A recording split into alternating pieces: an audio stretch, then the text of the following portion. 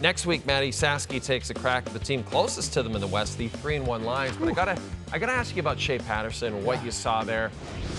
Wait so long to get a chance to get his first CFL start. He gets it. You don't like to see Trevor Harris get hurt, but what did you like from Shea in this one? Yeah, you scratching your head. You go from Trevor Harris, 38-year-old quarterback, and he's, certainly gifted, high percentage thrower, really, can knife a defense in a heartbeat, to a guy that's had 16 throws, makes his first start. Shea weathered the storm early, and I thought that he really held his composure together, and he and Mark Mueller, their offensive coordinator, really thought got in a nice rhythm, particularly in the second half. This TD drive was beautiful, and he can show you he did it through the air and on the ground. And really, that's a big confidence booster for a team already 3-0, moving to 4-0. That's a huge win at home. And Jay, we were talking about it before the show. Yeah.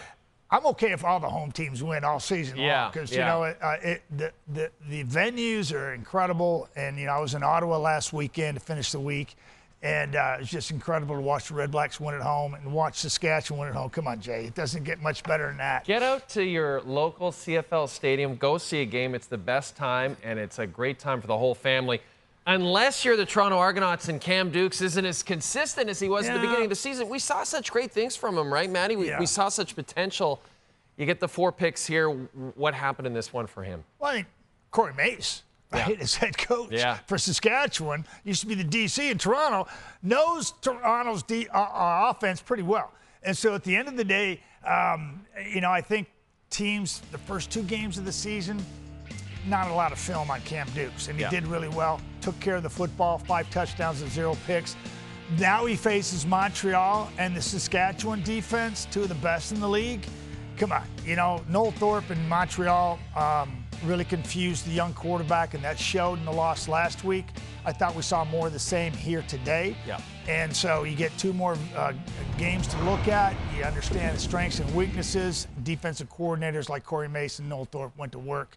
And doesn't mean he's not a good quarterback. He's 3-3 in his 6 starts as a young quarterback in this league, and he's figuring it out. And that was the beauty of watching this football game, how the defense was going to handle these 2 young quarterbacks and how they're going to fare.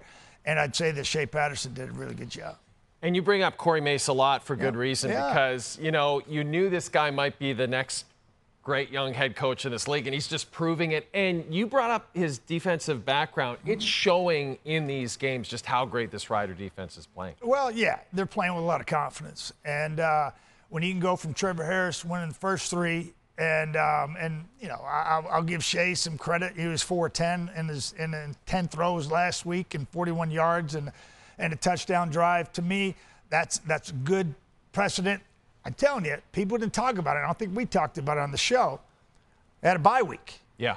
And that helped him, and that helped them prepare. Oh, yeah. And to go get this win with a young quarterback make this first start, to go from 3-0 to 4-0, I think that's leaps and bounds as far as confidence and coming together as a football team. But you have a defense, 4 turnovers, allowing just the 17 offensive points. If Harris is out for the foreseeable future, maybe that takes a little pressure off Patterson, right? That's what I'm saying. Yeah. This team can go, okay, we're good. Yeah. We got this. We can win. And even when you have 1 return, on teams, oftentimes when that happens, things aren't going to work out well for you, because that return game is so important in the Canadian Football League. And they overcame that as well. But the 4 turnovers really cost the Toronto Argonauts, for sure. Let's look at the rest of Week 5 of the CFL. And, Matty, you're going to be on the call as the Tabbies are going for their first win of the season. Right. We're hoping for something good from Bo Levi on Sunday. Well, yeah, Bo's not been bad this year. In fact, that's a terrible way to describe it. Bo's been good. He's been good enough, played good enough to win. Right. And last week in Ottawa, Ottawa found a way to win. Yeah. But yeah, at home to BC to finish the week on Sunday is going to be huge. But if you look at the Red Blacks and the Bombers, a rematch from earlier in the season, Stamps and Alouettes, 2 hot teams going at it. I'm loving what we got teed up for the rest of the week. I love having you on the show, buddy. Thanks for being here, man. Good to see you, brother. Appreciate it. Yep.